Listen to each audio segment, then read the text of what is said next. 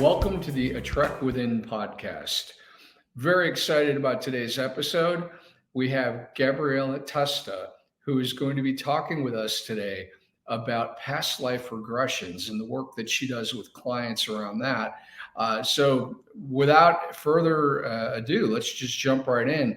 Gabriela, welcome. Thank you for joining us today. Hi, Rob. Thank you for inviting me. I'm so excited and grateful to be here. Thank you for the opportunity. Thanks. Oh, absolutely. So let's start at the beginning, because obviously getting into this area is not something that your parents were probably Yeah, dreaming about from your earliest days. So how did you get interested? Walk us through the journey. yeah, it's interesting because although it's really like a slow and long the story, it was suddenly. Like I was not interested in past life. I didn't know about past life until 2 years ago. 2 years, 3 years. Yeah. So I start posting about what are your beliefs in Instagram. And suddenly a friend replied like, "Oh my God, I love this topic. Have you read Many Masters from Brian Weiss?" Yeah, that's the classic. So I was like, "No, but I have heard many people like talking about that book." And then I was like, "Okay, another person talking about this, yeah, normal." And then I was talking with one of my best friends, and she was like for 3 days in a row talking, "Oh my God, I'm reading this book. I stopped, but then I return reading. It is so good. It has changed so much." And I was like, okay. I didn't ask which one was the book. So then I asked that same day. This friend replied to my story, and she was like, "Oh, Many Life, Many Masters from Brian Weiss." And I was like, "Okay, universe." I'm going to read this. I'm very like quick attending those calls. Like whenever something repeats in my life or I get like a signal, I really like quickly I attend that signal. So I was like, okay, I'm going to start reading. It was like 3 days before I start. Yeah, 3 days before this girl replied to me, and then I start reading the book. I finished the book in one day. I didn't know about past life. I didn't know many things about the soul. Like the soul for me was a concept like, okay, this exists, but I don't really use it. And I was amazed by the topic. Then I realized that I have had this same book 2 years in my email, like in my Gmail, because my mother-in-law sent to me this book 2 years before, 2 years after, sorry. And I was like, wow, this book has been here all this time. I haven't read it. And then when I received two people more like talking about this, okay, I took it. Then I read like the 5 books more that Brian Weiss had, and then I traveled to India. So I forgot the topic. I was like, okay, this is like really cool reading this, but I work in marketing, I work in SEO, so I was not really related to these topics. And then I traveled to India, and that changed my whole life. I started meditating, and I started like getting obsessed with visualizing things, like with getting intuition. I didn't have that really. Like I didn't have that thing that, oh, I have this thought and I think this is because I have to do this, or this is someone guiding me. I didn't have that. I just started meditating because I wanted to feel lighter. I wanted to feel at peace. But then I start like hearing people in the meditation center like talking, "Oh, I had this experience during meditation. I had this vision during meditation. I saw my master. I saw my guide." I was like, "Oh my God, I'm here just closing my eyes, meditating. This is so boring." And I started to get like frustrated because I wanted to experience something. I was writing on my diary. I have like a meditation journal. After each meditation, I write anything that I experienced. So I just write, okay, today I feel more at peace. Today I felt angry. Today I felt uncomfortable. Whatever it came to the meditation, I wrote. And I was writing, I want to experience something. I want to experience something like 3 days in a row.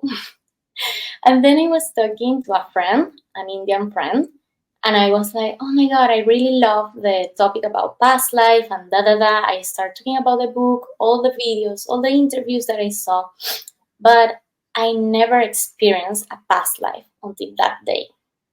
So I was not really like experiencing the thing. I knew this existed, but I didn't like really confirm that it was real. So I was talking with this friend and he told me like, oh, I know a teacher and he can teach you and you can learn to do past life. And I was like, what? No, wait. I just love the topic. That's all. I don't know if I want to learn how to do past life. I have never take a regression myself. How I'm going to take others. And he was, no, no, no, no, no. Let me call him. And he called him. And the day after, we have a meeting. So in the meeting, I was like, okay, hearing how is this training? And then I was sold. I was like, I don't know why. I'm going to do this. And I did the training like in 6 days, something like that. It was madness. I was studying from the morning to the night. This teacher was staying in the meditation center. So it was perfect because I can study like face to face. We could spend much more time. And in that training, I received my first regression. So I was forming myself as a therapist, and that was my very first experience as getting a past life regression. So it was like that. I was really frustrated not seeing anything. Then I started writing on my journal, like, I want to experience, I want to experience. Previous getting to know this teacher, like the day before, I had a vision in a meditation and I got a year and a place. And I was like, I don't know if this is real. Many of these things, if they're like pretty old, it's a little bit difficult to confirm that, okay, this is real. But I wrote down and I started Googling. It is indeed a place that I didn't know in Pakistan.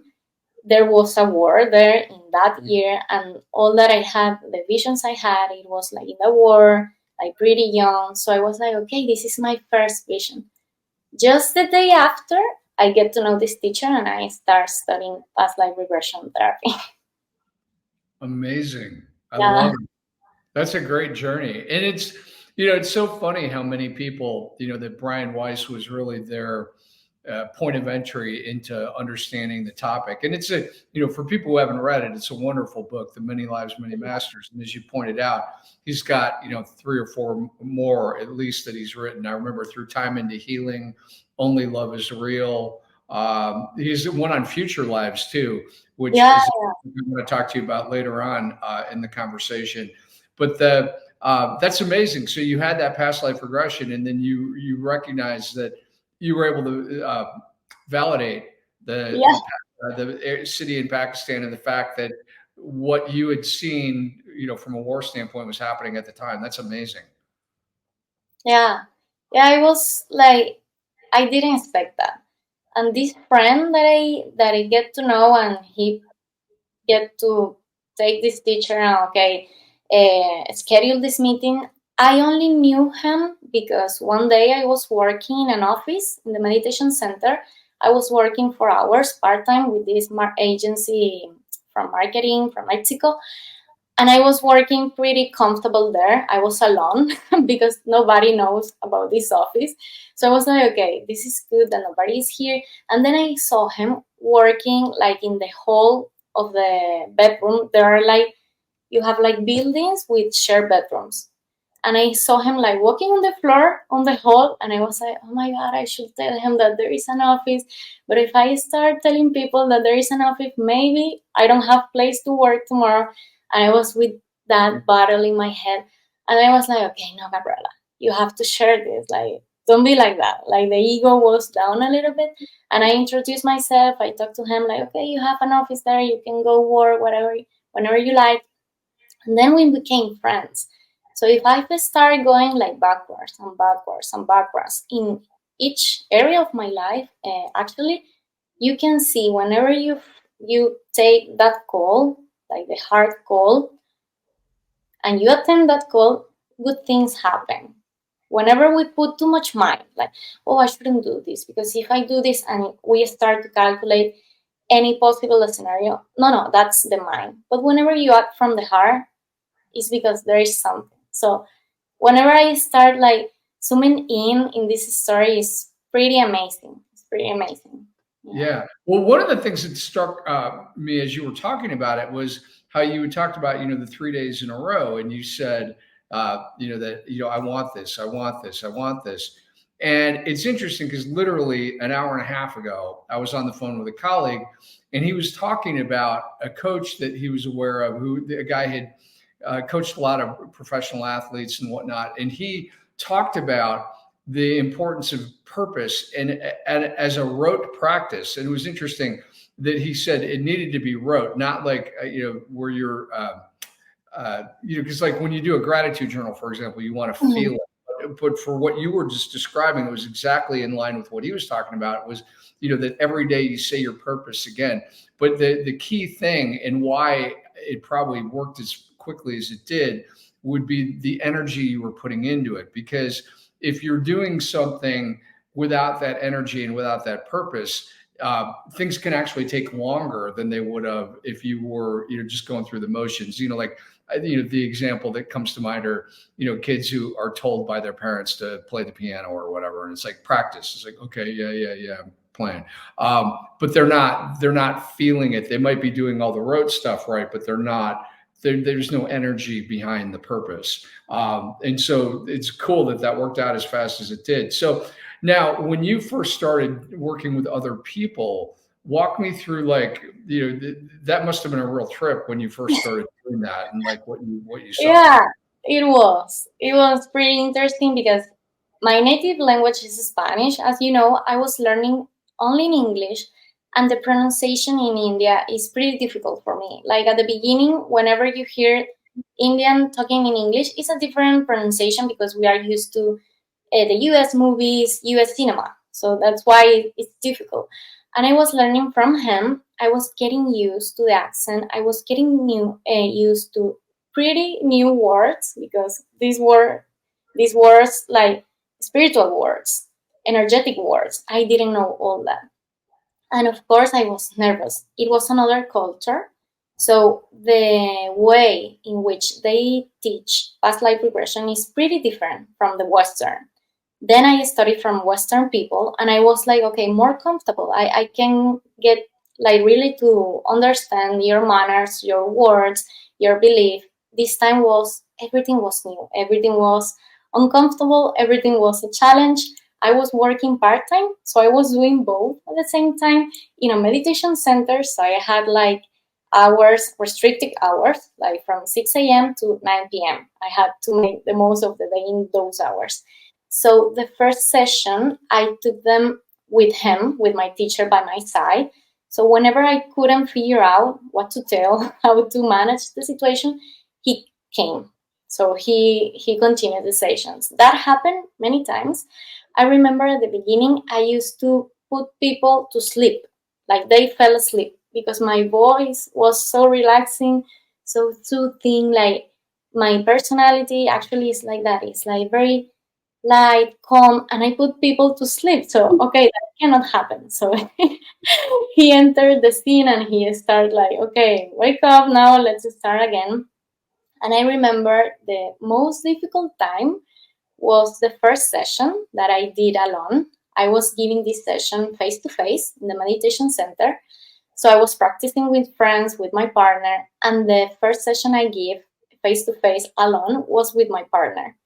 So he was experiencing this life where he was a very spiritual man. He was alone most of his life, and he started talking like very strong, like art. And I was, oh my God. It didn't happen before that the people changed their voices. Later on, I get to know that, okay, they can change the voice depending on the level of regression. It means depending on the level they are deep in experiencing the past life. So my partner was really, really deep in the past life, and he started assuming this man personality. So he started talking different. I know my partner's voice, so I was a little bit scared because I didn't know what to do. Like I didn't study that until that moment. So he started saying, I'm art. And I was like, no, you're not art. You are Diego. And I was keep repeating, you cannot do that. Like call the person by his present life name. And I was like, no, you're Diego. No, now I'm art. and I was really scared. And he continued like telling to me the life like that, like I'm this, I'm doing that, giving every specific detail. But I was really scared because I was alone. I didn't know how to deal with this. And then I just follow, like, go with the flow. Let's see, whatever this is, he's going to wake up. Everything is going to be okay. And then I was talking to my teacher, and he was like, "Yeah, that is normal. The people can talk in with another voice. They can even talk in another language." That also Brian Weiss has told in the books. I haven't experienced that yet. That is xenoglossy, I think. I haven't experienced that, but I think that was the most difficult. And yeah, those were the first. So I was mostly with my teacher by my side, so it was okay. But the pretty strong one was that one, and it was okay. It ended up okay. It always ended up okay. Yeah, that's interesting. Now you were talking about different levels that people can go back to, and I know one of the things that came out in some of Brian's books are that you can that he would often regress people to the between life phase, where they were looking at what did they learn in the last one, what do they want to accomplish in the next one. Curious what, if any, experiences you've had around that. Yeah, there is another therapy that is life between lives, Yeah. and this is past life regression. I also study life between life. I haven't practiced that much because it's a longer session and it's a more complicated session. Like in this session, you have to make sure for real that the client is really relaxed, and not many people get to that relaxation stage. Like it's a really deep relaxation stage. So I haven't practiced that much, but I experienced it myself. It's pretty amazing. Like the information you get to know with life between life, that is like this period of time in which you spend from one life to the other life, and you get to plan everything that you're going to live in this life. So you get to know your soul group, because we have like a soul family. We have a primary soul family, a secondary, and a third. So the primary is like until 10 people, let's say, is the more common, 10 souls, of course. Then you have the secondary, can be 30, 40. Michael Newton also writes a lot about this. And then you have the third that can be 100 of people. So in this therapy, you get to know your primary soul family. It's beautiful because for me it was recognizing, like, I had 9 people, I think, 9 souls in front of me, and the therapist asks you to look into his eyes or her eyes, and then you get to know who is in your present life. It is weird because for me, I'm pretty visual. Like whenever I'm getting information in this therapist, I tend to see a lot. Like I tend to form images and that. So it was pretty weird images, like pretty weird forms. These were not people, of course. And then when I look into their eyes, there comes to me all the life we have lived together, all the life we have spent together. So it can be like 30 life, for example, with one of them. Then you get to know their soul name. Like it is said that we have a soul name. And then you get to know the energy of these people. So then you compare in your real life, like, okay, I got to know my mom's energy, soul's energy. Know her as my mom, but as her soul. So that's beautiful. But you get to see like the center of the person. So you get out all these identities, all these qualities, all this judgment, and you just see the soul. That was amazing for me. Then you get to see your soul council, like all the people, all the guides, masters, spiritual beings that guides you and that are with you. Like imagine like in stories the round table, like where the knights were like, okay, so it is like that in theory, and you get to know them and they give you advice, like, okay, in this life you have to make this, and you can like negotiate with them, like, okay, I don't want this, I prefer this, or I prefer to learn this in this way. And then you go to the moment where you choose your body and your life. So you get to know like all the options you had for choosing your body, and then why you choose you chose this. Okay, I chose it because this is going to help me with this lesson in a specific, and I need this body. I need a female body that has this disease or whatever you has choose. So that was amazing. That for me was a really beautiful experience. Like past life regression has their things, of course, because you get to live like an story. Like you are being the actor in a movie that is pretty amazing because you can see as you move, you see your body different. You can see yourself in a man's body or in a woman body or in a baby. Like that is amazing. But I think life between life give you like more purpose information, like getting to know more your purpose in this life. That was amazing. If you have the opportunity to do that therapy as well, I recommend it so much. Interesting. So, question for you, because now, when it comes to anything that's, trying to think of the right word, but like that's not mainstream. So when talking about psychics or near-death experiences or past life regressions, there are people who would say, well, not near-death experiences, but past life regressions and psychics, who might say, why do I need to know that? I don't want to go there, blah, blah, blah, which is fine. And certainly everybody has a right to, do whatever. But obviously there's, you learn pretty quickly through Brian's books, and I'm sure through your own experience, that it can make a real difference for people. I'm curious, when you think about the people that you've worked with, and I know obviously, for confidentiality reasons, you're not going to mention specific names and things, but what are some of the more powerful realizations or insights that have come up that have really truly helped people work through something that had been holding them back? Yeah, I have seen it in people and in myself. Like there is a quick change in the energy. Like if suddenly you wake up the other day and life is different. Like you don't know, you cannot tell, okay, is this that I made in my work, it is this that I told to my mom, it is this way now that I'm talking. It is like a change on the perspective. So you can see like subtle changes. In this past life regression therapy, I do like a review, a call that is 1 month after the session. So the client get to see, okay, this is different because not many people have like the, how do you say that? Like the mindset of, okay, this is changing. Many people go to this therapy because they want to get to know this. They have like that curiosity to, okay, I want to experience this.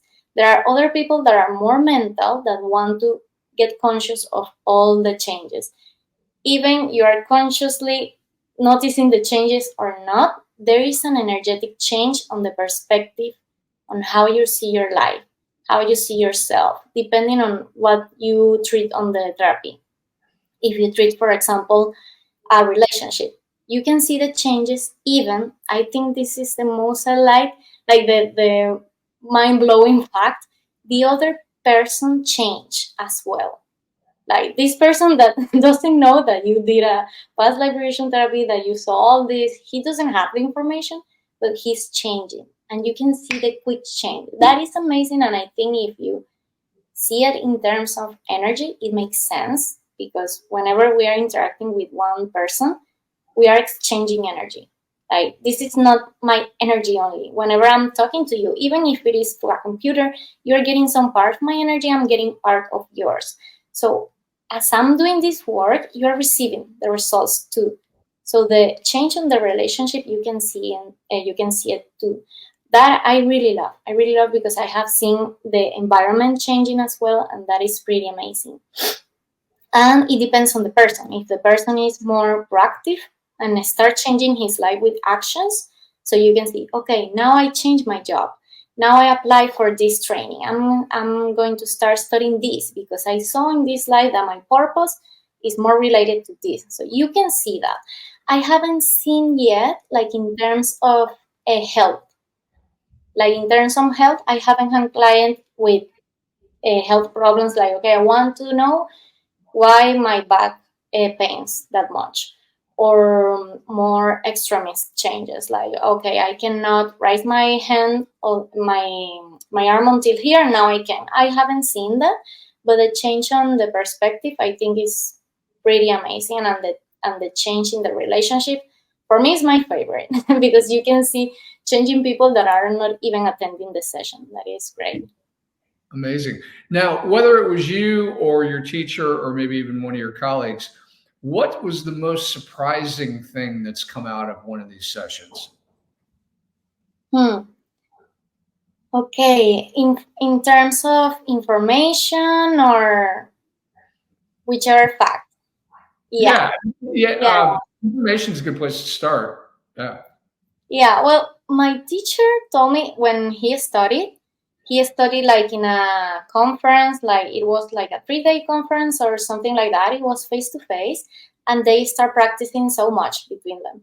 And he told me that at one moment, one person was like levitating, like he was not. Yeah, I haven't seen that, so I was okay. Yeah, maybe this can happen. One never knows. But I think for me, like in my experiences, it has been like feeling the other person that I'm living in the past life regression. If I'm receiving the session and if I'm giving the session. Whenever I'm receiving the session, of course, I'm seeing my past life. And for example, I saw a past life where I was a man that was half blind. So whenever my teacher told me like, okay, what is in your left? And I was like, there is nothing on my left. He was like, okay, move your head now. Okay, now I see, because I didn't see through my left eye. So it was interesting because whatever I saw, it was half. I haven't experienced that in this life. So it was like quite a change of the image that was amazing. And the other thing I really like is whenever the client is experiencing something, you as a therapist are experiencing the thing as well. Like he's telling me an image, and I'm already having that image in my mind. That really blows my mind, mostly at the beginning, because at the beginning I told you I was not an intuitive person. I haven't had like visualizations. And actually, I started studying, and then my teacher asked me, oh, I forgot to ask you, do you have your third eye clear? And I was like, what? My what? Your third eye, you have it clear? And I was like, I don't know. You can ask me if I brush my teeth. I don't know if I have my third eye clear. So that was weird. And then he told me like, okay, we can do some exercise so you get your intuition better, because you as a therapist have to have this intuition because it helps you to guide the person as well. Maybe you're seeing already the image and the client hasn't seen the image yet and he's having trouble discovering the theme. So you can guide them which whenever sign or clue you're having on your mind. That really is amazing because I remember in one session she was centering like a camp house. I don't know how to say, like in the camp. yeah. And suddenly I start to see so much blood. I was scared because in my mind it was so much blood. I was like, oh my God, you're going to enter this house. And then she started to tell me, okay, yeah, here is a man that is dead, that he is like blood on the walls, whatever. So that was shocking. But I think, yeah, the impressive things are first experiencing yourself, experiencing someone else's life. That is amazing. And then, like, whatever they are telling you that you can see on your mind too, or that you can get that clue previously, like he's not experiencing yet and you already have the image or have the sign or have the clue. That is amazing. And so you, as the therapist, are getting the image, and you're seeing a bit of whatever it is they're seeing at the Yeah, same time. Wow, yeah. that's It's pretty not cool. all the time, it's not during the whole session, but it is mostly whenever the client is stuck, whenever the client is not seeing something or he's confused, like, okay, I'm Yeah, in my house, but I don't know, I'm not seeing anything else. And yeah. you start exploring the house, and suddenly he says, okay, now I have this on my hand, and you have to dig deep in that. What is that in your hand? I really love, there is a saying in, this is a writer that says, if in the first act of a movie or in a story there are three acts, no, the first, the second, and the third. If in the first act you have a gun hung in the wall, in the second act you have to fire that gun. You have to shoot that gun. Whenever there is an item in a story, it is placed there purposely. Like it is no by chance. In a movie, you are not going to see, okay, the flowers on the background by chance. No, it is not chance. It is a clue for the next act. And I have seen, because I really love movies and storytelling, it is the same with past life. So whenever they tell me, I have this on my hand, but I don't know what is it. Okay, we have to see what is this on your hand, because for some reason you are focusing just in this thing. You have a million things on your room, on your house, you're focusing on this. So this is important for the story development. And we start to explore that also I really love. That is like discovering someone else movie, someone else. Yes, script. You don't know anything, how it's going to end up, what is the next scene, what is the next actor, the next act, but you need to discover it by the clues, by the items, by the people reaction. Like, okay, I'm with this person and he's looking at me in a bad way. Okay, why do you think he's looking at you like that? What do you perceive? Okay, I think it's because of this. Okay, let's go to that moment. And then you start developing the story. That is Mhm. pretty amazing. Interesting. So one of the things that I remember from some of Brian's books were the idea, or is the idea that there were times that his patient, I remember Catherine, I think in particular, would come back with messages specifically for him. Has that happened to you?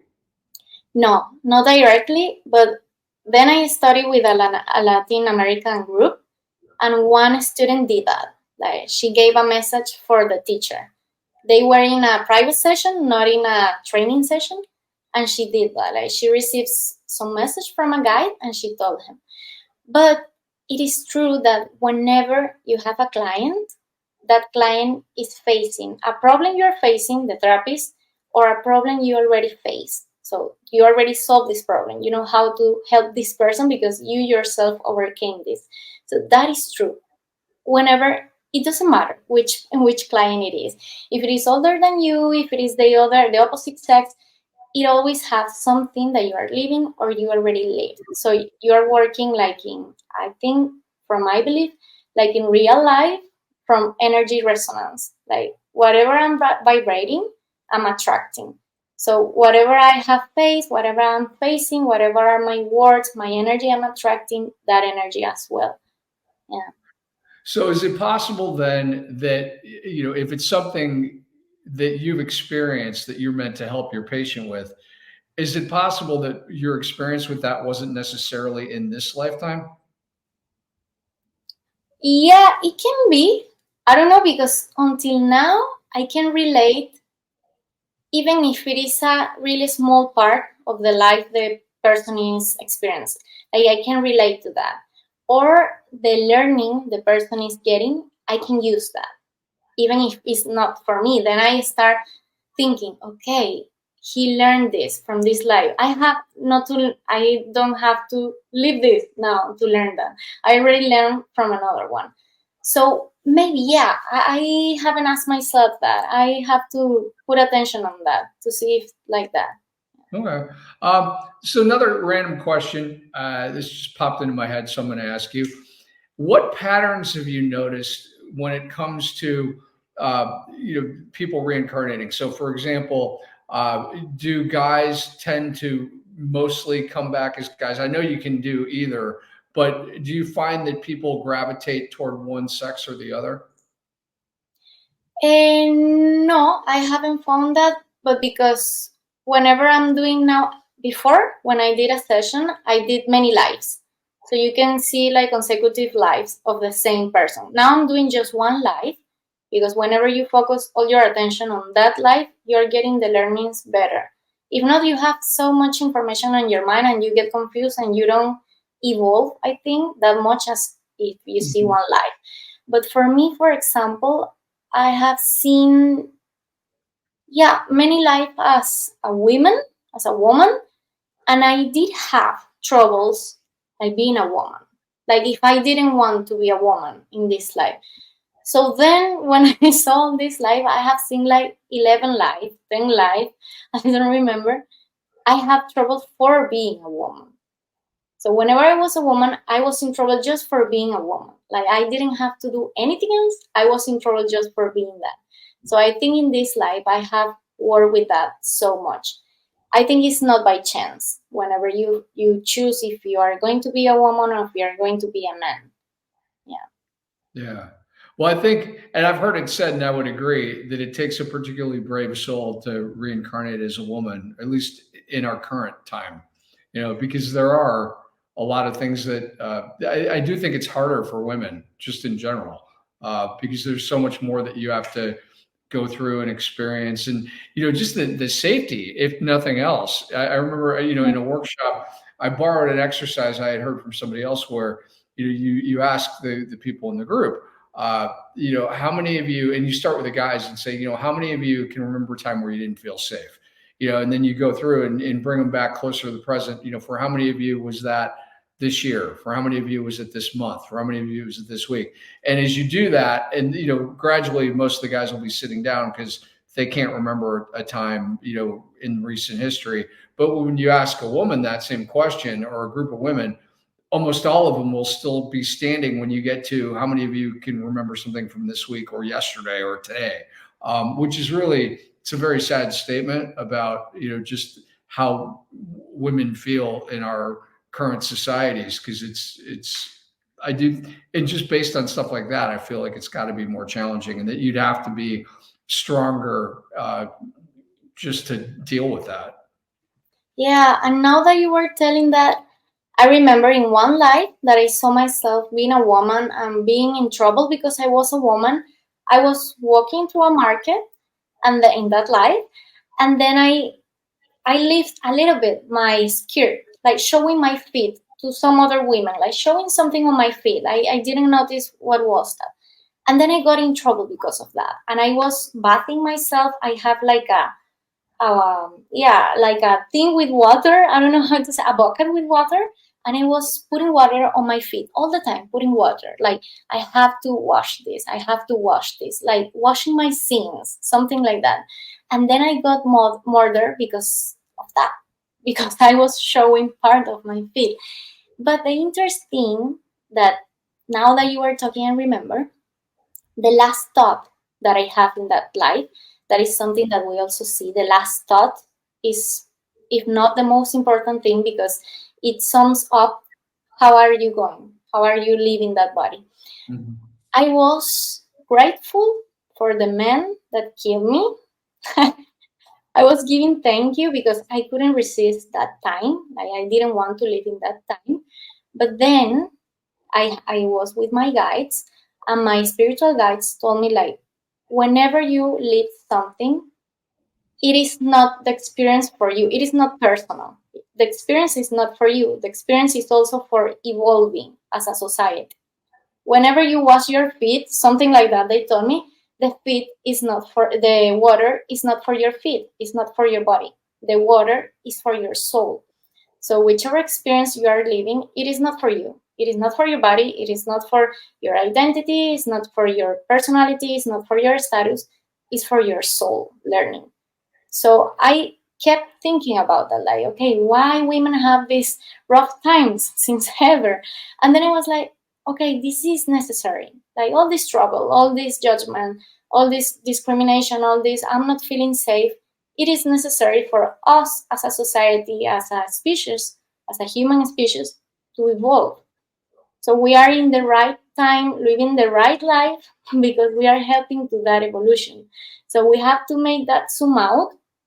Like, okay, I'm a woman, I'm facing this every day. I cannot walk, let's say, at night alone. I cannot do this, I cannot wear this. But okay, I'm like doing my role. I'm doing my job here. I'm doing my work by living, by getting involved the most I can in these problems, helping here, I don't know, screaming this in this exact moment, like giving my voice to these organizations, whatever you are doing or contributing, talking to my family about that, talking to my elder ones about women, security, all this that we are facing. It is your role. Like, it is not by chance. You're a woman, and it's not a chance that you're feeling this, because you can be a woman that feels okay being in this time, that feels that, okay, no, this is a lie, we are secure, we have the rights. Whatever you are feeling is because you need that to learn. So that experience was for me like, okay, whatever that happens to me, to my body, to my identity, to my life as Gabby, is just for my soul. And that gives me peace, because it's okay, I'm doing the work whenever I'm experiencing something much more calm, much more at peace, like not resisting to the changes as well. Yeah. You were talking, I was like, oh, yeah, I felt this. I, Interesting. Yeah. No, thank you for sharing that. I love that. Because it does give you a little different perspective on it when it doesn't. If you realize that there's some soul growth, that you're going through it for a reason. It's not just because you know it's not random. Is probably the yeah, best thing to use. yeah, But yeah, because sometimes you look at it and you just think, what are we doing wrong? Like I remember, it just kept popping into my head. The United Nations. I don't remember what the document was, but they had done something on universal human rights or whatever, and it was largely in a response to the fact that there are so many countries around the world that do a terrible job when it comes to human rights, and they do a particularly terrible job when it comes to women's rights. And when I read through this document, it was because I literally read a ton of it because a friend of mine was writing a thesis on it, and so I was going through the thesis that she was writing, and I was looking at the document. And when I read through this document, the thing that struck me was the language was so weak. It was like, oh, countries should do this, and they might consider doing that. There were no consequences. There was no hard. Let's draw a line and say this is wrong. And so, you wonder why women don't feel safe. It's because, as a society, we're not doing a very good job of taking care of people in general and women in particular. yeah.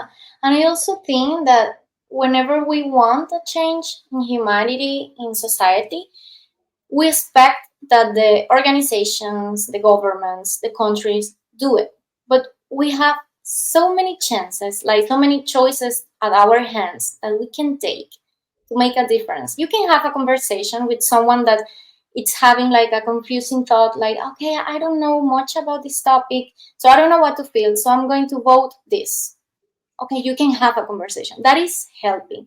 Like sometimes we don't need much from outside, and we need to see whatever is triggering us inside, why this is triggering me, like why I react to this.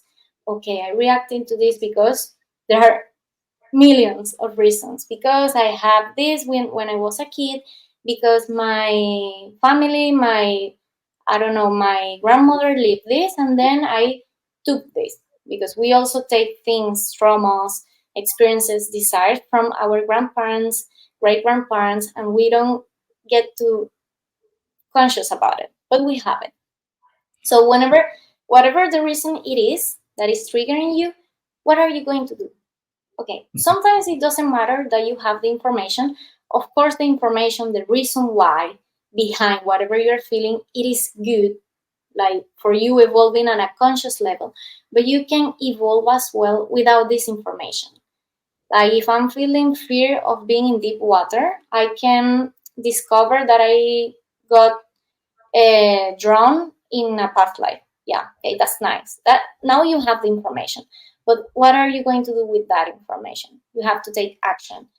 And if you don't have that information, you can take action as well. Whenever you're going to deep water, calm yourself, take deep breath before going in, repeat affirmations before going in, find another tools that can help you. So many, like this is the beautiful thing I think from this therapist, that hearing so many different learnings from different people give you a lot of perspective. Okay, how can I apply this to my life? And I have seen that whenever they had a problem in a past life, it was not the country, it was not the government, it was not whoever outside that solved the problem. It was Yeah. the soul itself. So the soul is the one looking for that evolving, and we have to attend that call. What is my next action that I can do that is more conscious than the previous one? What are the choices that I have right now at hand that I can take, I'm not taking? I'm glad you said that because one of the, and I had not thought about this distinction before, but I remember, like in the book Through Time into Healing, there was a lot of discussion about people who, who came back, who went to Dr. Weiss because they were dealing with things like obesity, and then he uncovered the fact that they had been abused in a past life, and they had made the determination that they would make themselves so physically unattractive that it would never happen again, and then they would clear the obesity issue, and they would be able to lose the weight. And I remember him saying, it doesn't matter if you believe it's real or not. The fact of the matter is treatment worked, which is great. But then I like what you said just now about that sometimes it's about, are you what can you do with the information to help you? Because, like, for example, I've always had neck related fears, like choking, not being able to breathe, all that kind of stuff. Like when as a kid, I'm even thinking about it right now. We had to wear turtlenecks in the band, along with our little jackets and everything. And I was constantly clawing on the turtleneck because I didn't like having things on my neck. And, fast forward, through, not actually, it wasn't a past life regression in the traditional hypnosis sense. It was a channeler who helped me understand a few of my past lives. And she said straight up, she said, you were a Dutch freedom fighter and you got your head chopped off. And what's really interesting is I remember reading about the scars that Brian Weiss would talk about in the book, about sometimes you could have a scar at the point of a fatal injury in a past life. And I remember reading that thinking, oh, that's really interesting. That would have been kind of cool to have. And then several years later, maybe like 10, I don't even remember, I noticed that I do have a scar. I have a perfect half circle, like a half moon going from one, collarbone to the next. And it looks, and I pointed it out to a physical therapist, and she looked at it because I said, is there an anatomical reason I would have that? She looked at me and she goes, that looks like a scar that healed over. She said, did you have an operation? I said, no. And so, but what's cool about what you're saying is that, because I've never, even though, okay, now theoretically, I know that that's what likely happened. It doesn't change the fact that the idea of choking or, whatever, it still terrifies me. Like even throwing up is something, I think I've done it twice since I was 10. I just don't like it. And so what you just said about, recognize it, take a deep breath, meditate, whatever. I like that because it doesn't make me feel like I somehow failed to get the lesson. Yeah, and I was thinking that is like a strong reason in past life regression for why it works. Because whenever you take a session, okay, you experience the past life, but then you get to the healing part. In the healing part, what we do is reframe the subconscious mind. We reprogram the memory. So whichever is the memory, and maybe let's say that you are experiencing this past life, and then you leave the death moment, and you realize, okay, I was hung, or my head was cut, whatever it was the reason. But then we start the healing that is even longer than experiencing the past life, because what we care about is reframing that memory, is reframing that habit, that attitude, that fear, whatever is treating you or having, or whatever you are having troubles with in your present life. So the mind, I wanted to explain this while you were talking. I was like, okay, maybe this helps a lot. Whenever we have a habit, an attitude, whatever that is forming our personality, it comes from the subconscious mind. Whatever it is in the subconscious mind, it comes either from experiencing things in this life or past life. So let's say I'm in my daily routine. I'm giving information to my brain, to my conscious mind, because I'm awake. So let's say I'm drinking water and I'm saying, oh my God, this water is so fresh. I'm giving information. All that is information. Then I see a movie. Okay, I really like this movie. Then I study this. All this is information to my conscious mind. Then from the conscious mind, it stays like 1.5 hours to 2 hours, and it goes to the critical mind. The critical mind is like the middle between the conscious mind and the subconscious mind. So the critical mind is the one that is going to process all the information and is going to send it to the subconscious mind. So it happens 24 hours later, and it happens while we are sleeping. So that is why sleeping is also so important, because we are processing everything we live in the day. This critical mind sends the information to the subconscious mind, and the subconscious mind have already like categories. Like since you were a kid until 7 years, you're forming your personality. You're forming your likes, your dislikes. Your strong personality, it is up to 7 years, the building of that personality. So based on that, I said, okay, I really like this fresh water because it was fresh. Because hot water is not good. This is my categorization in my subconscious mind. So my subconscious mind, while I sleep, is doing all this categorization, all this information from the day. Then once categorized, it can store the information, or it can vent it out, depending on what is important for me and what is not important for me. That is why if you ask someone part of a story and then you ask another person and you ask for that same story, it can be different point of view. And maybe this person doesn't remember anything about this he's telling, and they experience the same because his subconscious mind vents out that part of the story. And then once in the subconscious mind, we have the modern memory and the primitive memory. The modern memory is the one that is storing all the present life experiences, all the present life information. And the primitive memory is the one from past life. So whenever we are accessing past life in this therapy, we are aiming to access the subconscious mind. So we need that the client is relaxed, because if not, he cannot access the subconscious mind. The subconscious mind is always awake, but it's not in control unless you are sleeping or unless you are in an altered state of consciousness, that is the hypnotic state. So we need to do some techniques so the client is in an altered state of consciousness. Once we make sure he's there, he can experience the past life as it was, and then do the healing, because now we can give suggestions and we can say, okay, you don't feel like suffocating. You don't feel this fear. You are feeling free to breathe. You're feeling free to eat. Now your subconscious mind is not telling, I like this, I don't like this. The therapist is telling you, you like this. And it doesn't go through these filters. It goes directly to your mind, to your memory. So that's why it's important that whenever we discover an information, if we do it by ourselves, the mind first believe it more because we are experiencing something through our body. Now I know it's real, as I didn't believe that much in past life before experiencing myself. And then we are putting that memory in your subconscious mind. We are reframing. We are not creating new memories. We are just changing the one you have already, because you cannot delete, you cannot eliminate one memory. You can only change it. You cannot eliminate one bad habit. You have to change the bad habit. But the routine, the neural routine is going to be there. So that's why whenever we want to change something at a subconscious level, we keep in mind that, or when we believe it and we make the effort, the conscious effort to say, I can believe this. Okay, she told me that I was choking a past life. I'm going to take this as gravity. I don't have to say every day that gravity is working on me. Like, I don't have to remember that for myself. I'm just standing here, yeah, trusting gravity is there.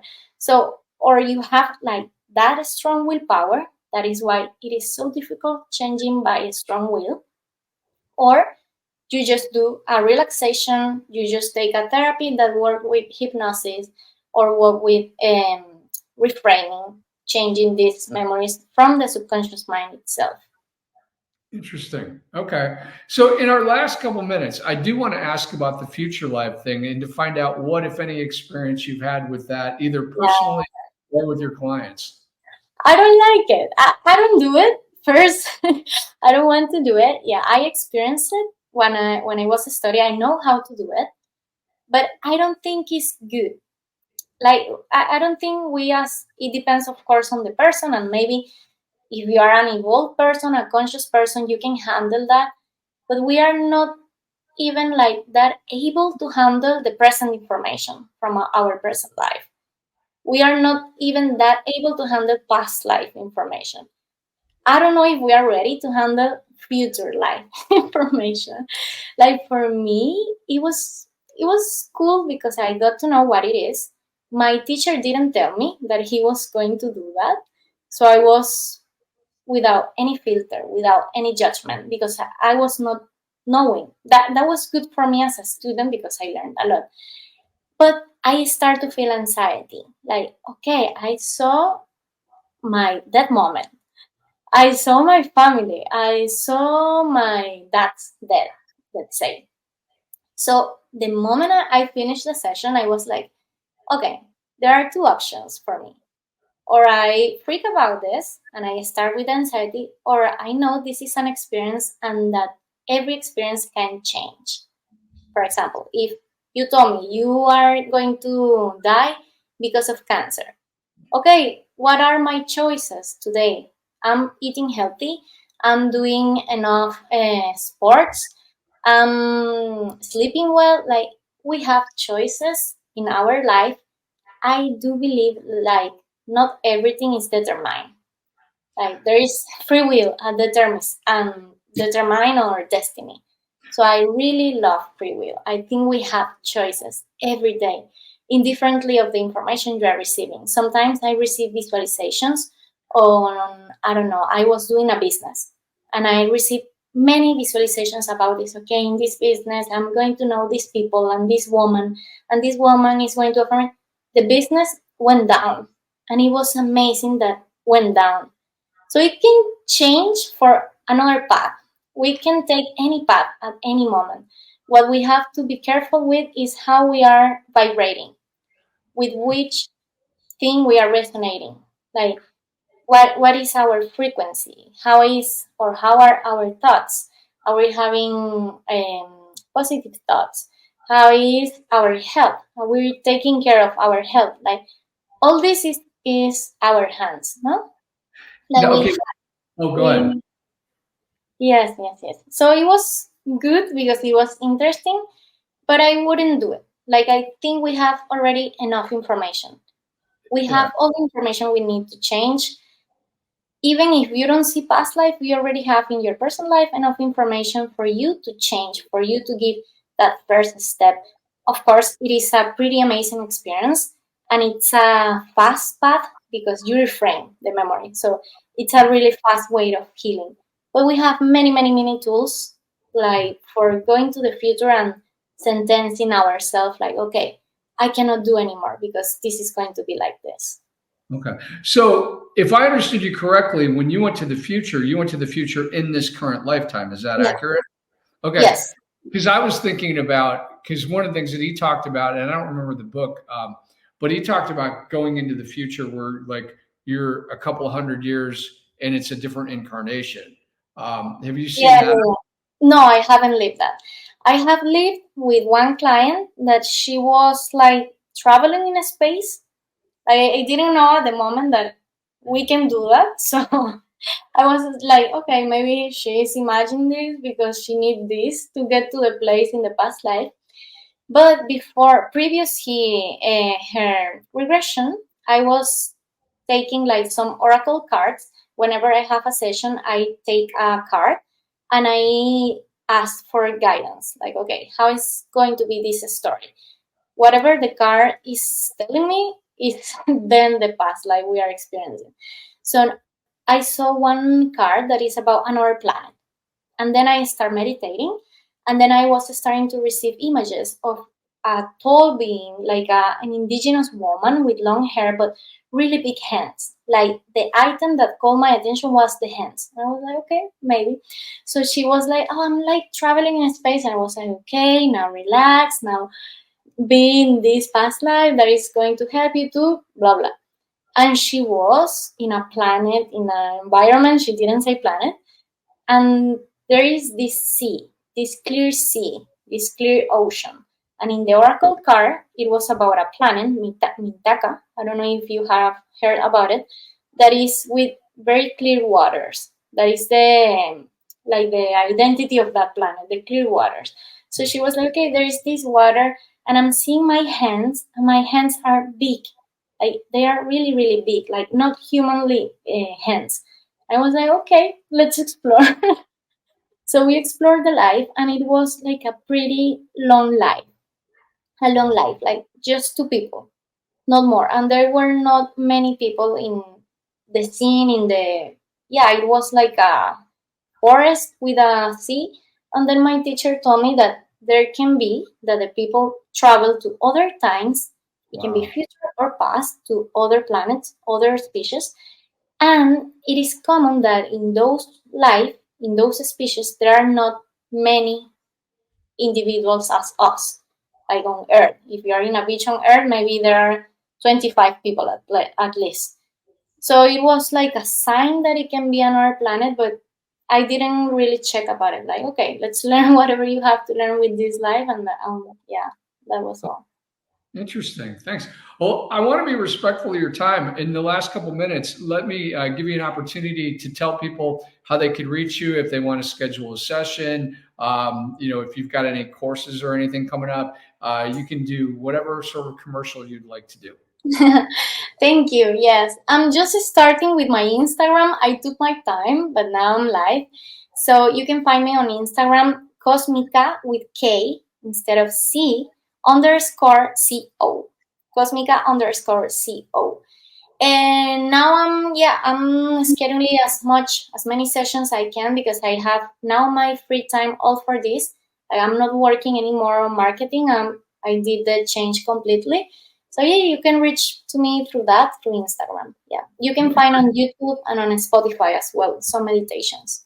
All right, great. And if you forward that link, we'll make sure to include it in the video when it comes out in a couple of weeks. Yeah. So you'll be able to, everybody will be able to see that and click on it. Good deal. Well, thank you, Gabrielle. It's been an absolute pleasure. It's so fun to hear about your experiences, and I love the fact that I think my favorite part is just the fact that you're it's a relatively recent passion, and you just dove head first into it, and it was such a great thing. I love seeing people do that, because there's so much fear in the world where people, they want to do stuff and they don't take a chance, and here you are, just I'm off to India, I'm going to learn about this. It was amazing. So thank you. It was absolute treat to have you on. No, thank you, Rob, for the opportunity. Thank you so much. All right.